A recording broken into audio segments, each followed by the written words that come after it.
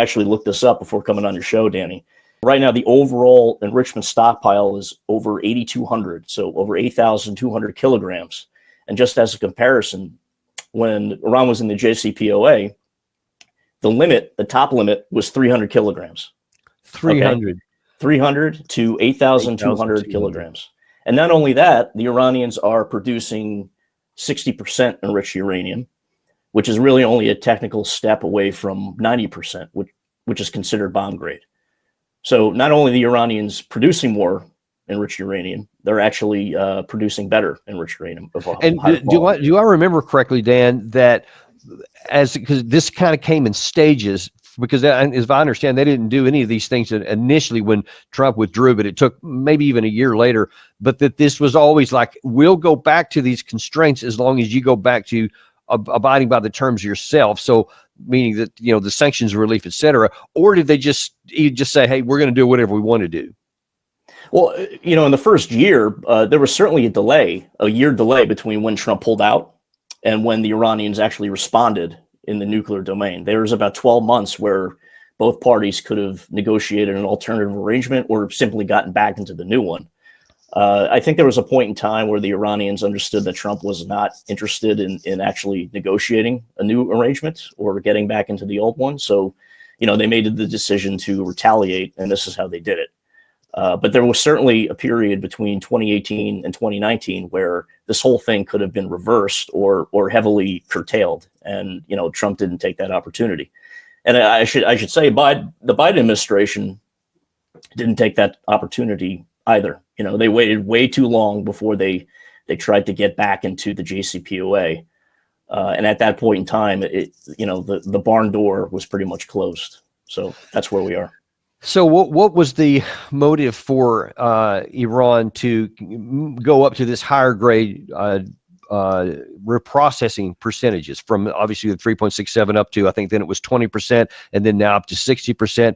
I've read variously that they claim this is for research purposes or for nuclear fuel, for civilian power generation, et cetera.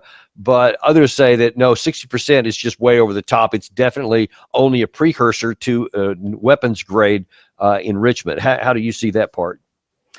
Yeah, I would agree with the second interpretation. I mean, 20% enrichment is justifiable in terms of peaceful energy, a peaceful nuclear energy program. There's been no case in history where a non-nuclear country has enriched up to 60%. Iran is the first one to do that.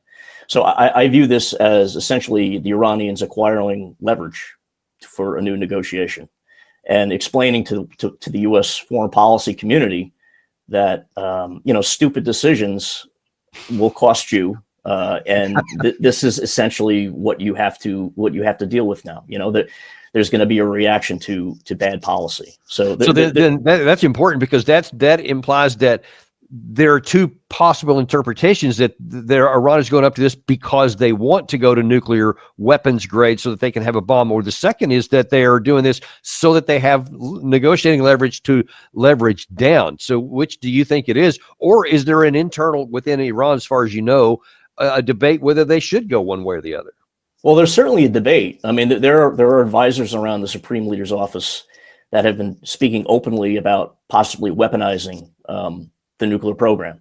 And I think part of that is a genuine frustration that, previous negotiations with Washington, if they did succeed, they essentially fall apart after a few years. And there's a genuine concern that any agreement that they come to with the Trump administration, really any administration, will be walked away from again in 2 or 3 years' time. So there's a lot of distrust within the Iranian political establishment. The Supreme Leader himself has not gone that far. He hasn't said that he's made the decision to weaponize.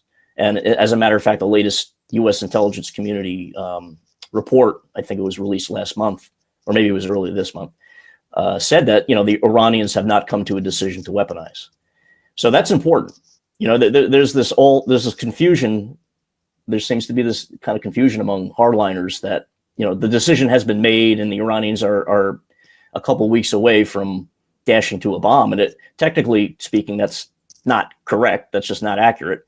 And politically speaking, that's not accurate. The supreme leader has not made that decision one way or the other. The one thing that will make that decision for him is if the United States decides to go the military route, because then the Iranians have no incentive to cooperate with any diplomacy anymore.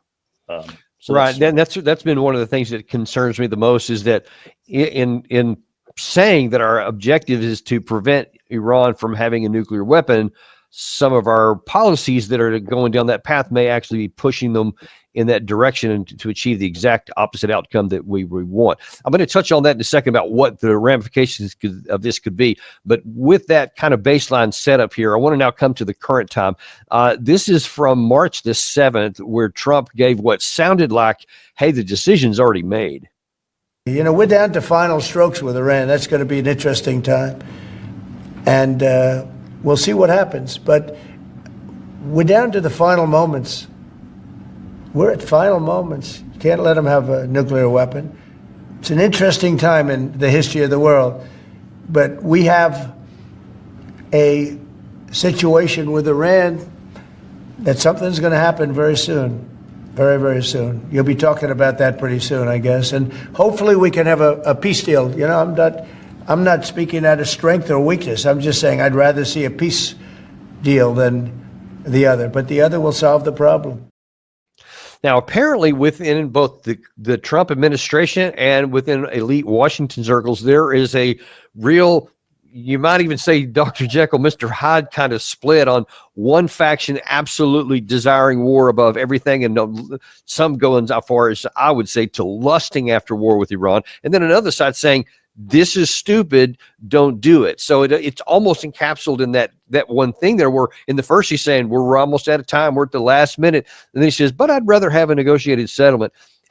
What is your personal read of how these dynamics are playing on a policy? Yeah, look, I mean, I don't think the Trump administration has fully fleshed out what its policy is going to be honest with you. And quite frankly, these ongoing negotiations right now, I mean, it's a huge step in the right direction, but I'm still a little confused as to what the end goal is. The Trump administration really hasn't articulated what it wants to achieve with these talks. Beyond, they can't have a nuclear weapon, that statement, but what that means, I don't know either. Yeah, I mean, it's a strange thing where Trump said that, and then a couple days later, he mentioned that, the Iranians have to give up the concept of having a nuclear weapon, which to me at least suggests that he's kind of envisioning a deal that would essentially force the Iranians to close all their enrichment plants, and basically, go the Muammar Gaddafi route, where he basically, who wouldn't want to go down that path? Invited American, British inspectors to Libya and handed over the weapons of mass destruction program, right? So, there's definitely an infight, I think, over Iran policy within the Trump administration. You have Marco Rubio and Michael Waltz, who were very well-known Iran hawks when they were members of Congress. And you had Mike Waltz going on television in late March, basically saying what the administration wants is full dismantlement, which is just not going to happen. The Iranians are never going to agree to that. So we'll have to see. I mean, we'll have to see. We'll see what happens line is very appropriate, I think, because there's a lot of unanswered questions here that I'll be looking at as these negotiations go on. Well, let's say I want to take a look first of all at the war hawkers position, because I want you to address some of the specific arguments and claims they make about what's real and what's a fact and what's more like opinion. First of all, let's see. One of the big war hawks is Brother Jack Keane. The president of the United States is unequivocal in what he's saying. Iran will not have a nuclear weapon, and he's issued them an ultimatum. And that ultimatum is pretty simple: voluntarily dismantle your nuclear enterprise completely. And that means give up the enriched uranium, destroy the facilities that make the advanced centrifuges that enable that enriched uranium, destroy the ballistic missiles that would deliver the weapon systems, open Iran to anywhere, anytime inspections, and do it all by a date certain. Those are some pretty harsh terms right there. Do you know if that's just what Jack Keane thinks was in this so-called ultimatum, this letter that was sent to Iran, or if that's just what he wants to be in the ultimatum? I think that's what Jack wants Trump to propose to the Iranians. And that's actually a very similar position of what Marco Rubio and Michael Waltz want, is full Iranian capitulation on the nuclear agreement, which, by the way, the Iranians rejected when George W. Bush was president back in 2004. And back then, the Iranians had very little nuclear capability, domestic nuclear capability, I should say, indigenous nuclear capability. To think that they would agree to something like that 20 years later, when they're enriching 60%, up to 60% grade, and have approximately 6,000 working centrifuges, is just nonsensical. So these proposals that Jack is kind of talking about on the air, they're made to get an Iranian rejection, right? It's a check the box exercise, where what they're really envisioning is military force to completely annihilate Iran's vast nuclear infrastructure, and they genuinely believe that is the way to go, because it doesn't require any concessions on our part, right? Well, I mean, and talk about somebody who wants the maximalist objectives out. I don't think there's anybody stronger than Senator Tom Cotton. Is Iran really close to having a nuclear weapon? And is that something we should take seriously? Or as some people say, it's very manageable. Don't be a warmonger. Don't interfere. Don't be a neocon. Just let the good little terrorists do whatever they're going to do, and we'll be just fine. Yeah, Mark, Iran is very close to having a nuclear weapon, and it's something that we should fear and that we shouldn't tolerate.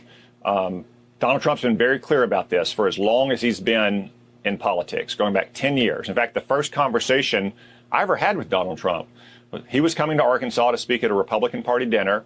I happened to be going to Vienna that weekend to meet with the International Atomic Energy Agency.